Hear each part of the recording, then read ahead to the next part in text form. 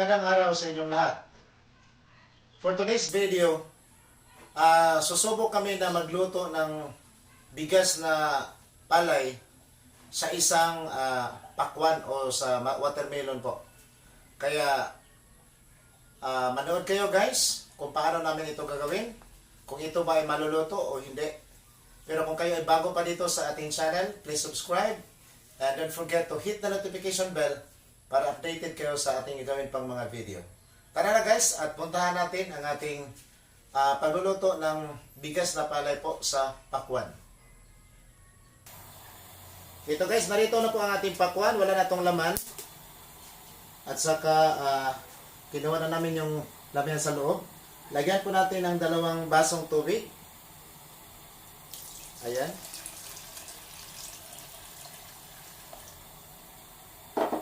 At saka itong bigas natin, nilagay natin. So, ang ratio nito guys ay 1:1 lang po ang ratio. Isang tubig at isa itong bigas.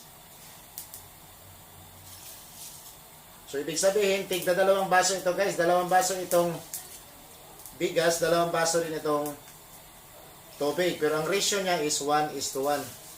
So, subok tayo kung maluto ba ito guys. Kasi noon when I was a Boy Scout, nagluluto po kami ng bigas na palay sa bamboo. For sure naluluto yung bigas. So ngayon subukan natin dito sa pakwan kung kaya ba niyang magluto po ng bigas dito. Yan. Tapos takpan natin ito. Ayan.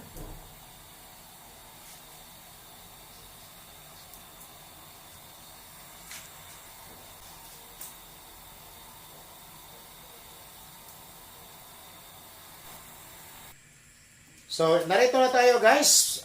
After 20 minutes of cooking, tingnan natin kung successful ba ang ating ginawang pagluluto ng rice sa loob ng watermelon. So, this is only one of a kind. Wala pang nakasubok nito. Ako pa lang. Tingnan natin, guys. Ayan, guys. Ayan na po. Tingnan nyo, guys. Tingnan nyo, guys, oh.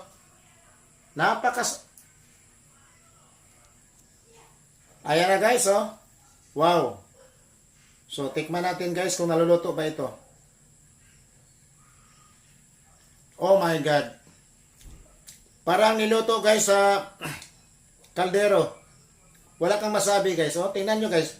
Wala kayong masabi. Baka sabihin niyo na gawa-gawa ko lang ito. Ayan, tingnan nyo guys. Oh.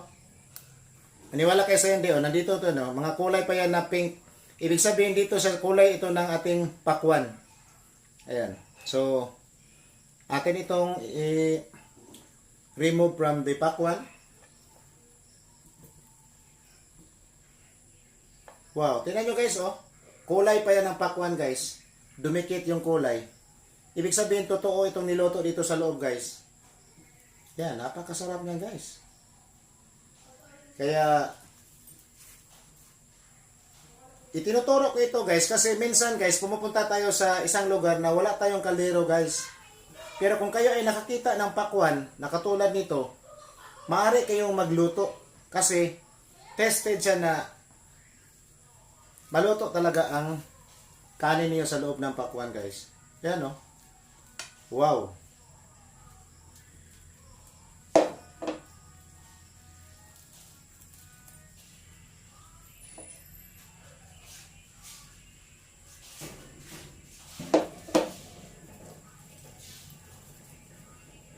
Yan, guys.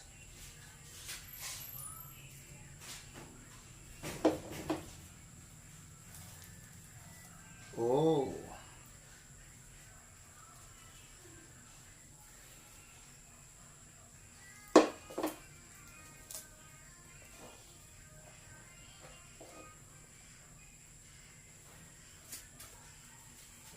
Ito guys, oh, nagpapatunay na talagang dito ito niluluto guys kasi oh.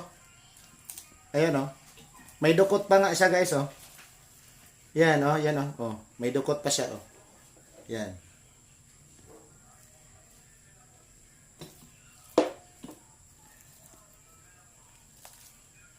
Nasunog pa yung nasa ilalim guys kasi ibig sabihin dito to niluluto.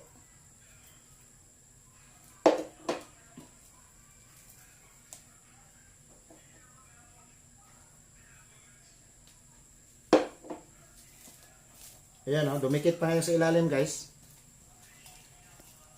That means to say na dito talaga ito niluto guys. Baka sasabihin nyo, ay hindi yan galing sa ano. Hindi yan niluto dyan, nilagay lang. Pero mind you guys, talagang dito to niluto. Ayan. So, takpan natin ito guys. Para picture. Yan. Balik natin sa original. Narito na po guys ang ating nilulutong rice sa pakwan. Ayan. So may mga kulay pa yan guys oh. Sa, ibig sabihin dito yan galing sa pakwan. May liso pa nga. May buto pa guys oh. Ayan oh. Ayan. So that means dito talaga ito niluluto. So kung nakabigay ako sa inyo guys ng kaalaman o karunungan, kahit konti man lang kung paano magluto po, kung pwede bang magluto sa ng bigas dito sa ano pakwan, yes guys, pwede kayong magluto at try nyo. Kasi sa panahon natin ngayon, maraming mga pakwan kayong makikita sa paligid. Maraming mga tao na nagtatanim po ng pakwan o watermelon, kaya pwede tayo magluto kahit wala tayong gamit na kaldero po. Napakasarap nito guys oh. Yan. Organic na organic ito guys kasi niluluto natin sa fruits, hindi sa kaldero. So, if you like this video, please subscribe. And don't forget to hit the notification bell para updated kayo palagi sa ating kayong updated sa ating sunod pang mga video. Shoutout muna ako guys sa aking mga kaibigan na mga certified na vloggers, sa aking mga members guys. Unang-una po kay Daddy Nikos, kay Benji Sanchez, Tess Jimenez, Palangga ng Japan, Rhodes Angel, Raiden Lon Motovlog, Kusina ni Yeng, Cabro Official, and Aji TV. So baka mayroon akong na hindi si Miroy TV guys. So silang lahat po guys ay mga members po natin sa YT. So please support to my members. Baka mapunta ninyo ang kanilang mga channel para masuportahan nyo sila. So again guys, maraming salamat sa papanonood niyo sa ating pelikula na Cooking Rice in a Watermelon o sa pakwan. Ulitin ko, maraming salamat sa inyong panonood.